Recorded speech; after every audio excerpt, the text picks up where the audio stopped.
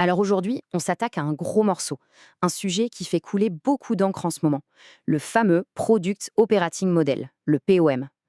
On nous le présente un peu partout comme la solution miracle pour transformer les entreprises. Mais entre nous, est-ce que c'est vraiment la recette du succès ou est-ce qu'il y a un piège quelque part? Vous savez comment c'est? On est tous à la recherche du framework parfait, du modèle qui va, comme par magie, tout régler. Sauf que, si l'histoire nous a appris une chose, c'est bien de se méfier des solutions qui semblent trop belles pour être vraies. Et si, en voulant absolument tout mettre dans des cases, on finissait par étouffer ce qui compte vraiment? C'est exactement ça qu'on va creuser ensemble.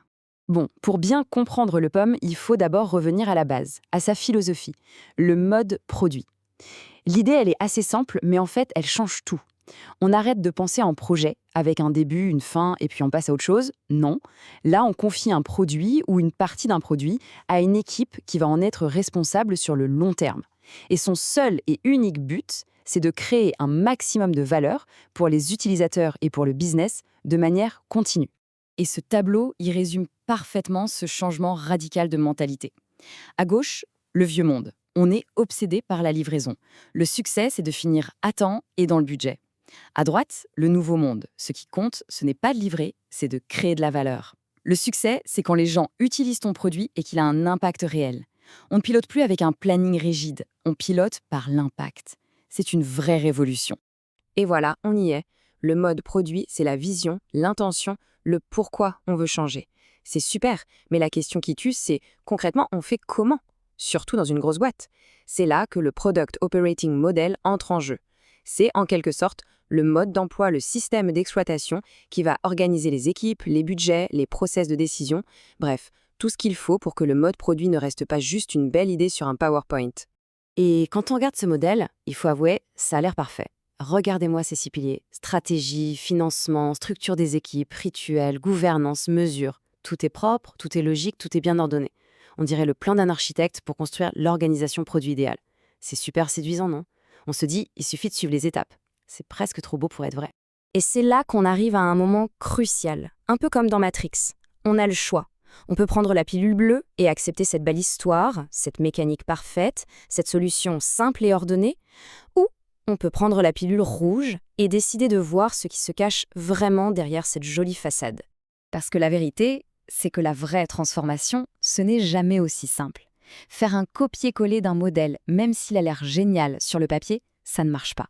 La réalité, c'est que le changement, le vrai, il est bien plus profond, bien plus complexe qu'un simple réagencement de l'organigramme. Et ça, c'est le cœur du problème. Le plus grand danger, c'est de tomber dans ce que l'on pourrait appeler l'illusion de la transformation par la structure. C'est de croire qu'en changeant juste les noms sur les portes, les titres de poste et en ajoutant quelques réunions, on va comme par magie changer la culture d'entreprise et les résultats. C'est le piège numéro 1. D'ailleurs, des gens comme Marty Kagan ont donné un nom à ce phénomène, le Product Management Theater. C'est du théâtre, littéralement.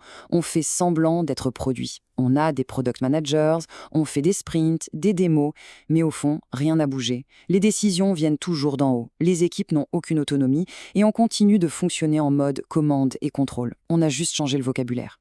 Et là, on touche à la différence fondamentale.